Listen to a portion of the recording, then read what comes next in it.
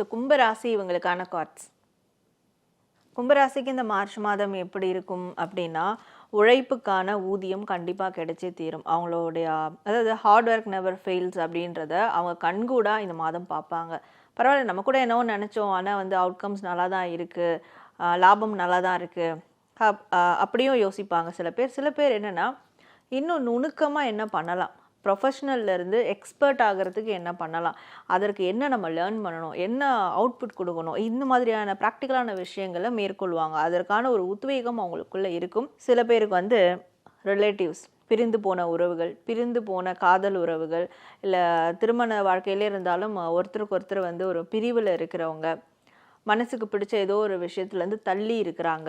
இது எல்லாமே இந்த மாதம் அவங்களுக்கு ஒன்று கூடக்கூடிய ஒரு மாதமாக இருக்கும். ரீகனெக்ஷன் ஆகக்கூடிய ஒரு மாதமாக இருக்கும். அண்ட் இவங்களுக்கு என்னெல்லாம் வந்து மிஸ் பண்ணிட்டோன்னு ஃபீல் பண்ணுறாங்களோ அதெல்லாம் திரும்ப பெறக்கூடிய மாதமாகவும் இது அவங்களுக்கு இருக்கும்.